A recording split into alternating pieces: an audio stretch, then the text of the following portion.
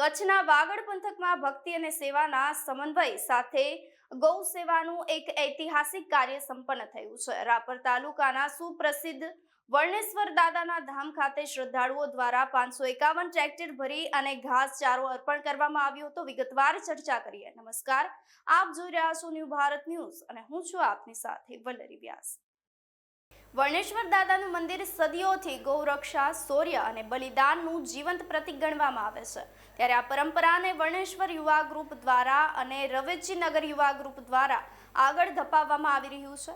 આ ભગીરથ કાર્ય માટે યુવાનો દ્વારા દિવસ રાત મહેનત કરી અને ઘાસચારો એકત્રિત કરવામાં આવ્યો હતો। આશરે 551 જેટલા ટ્રેક્ટરોની લાંબી કતારો સાથે જ્યારે આ ઘાસચારો મંદિરના આંગણે પહોંચ્યો ત્યારે વાતાવરણ ગૌ માતા કી જયના નાદથી ગુંજી ઉઠ્યું હતું। આ સેવાથી અંદાજિત 600 જેટલા ગૌવંશને આગામી 1 વર્ષ સુધી પૂરતા પ્રમાણમાં ઘાસચારો મળી રહેશે।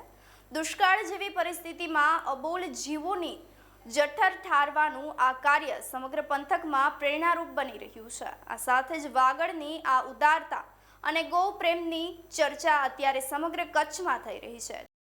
ત્યારે આપનું શું માનવું છે અમને કમેન્ટ કરી ચોક્કસથી જણાવશો। તેની સાથે જ અમારી ચેનલ ન્યૂ ભારત ન્યૂઝને લાઇક, શેર, સબસ્ક્રાઇબ કરવાનું ભૂલશો નહીં। નમસ્કાર।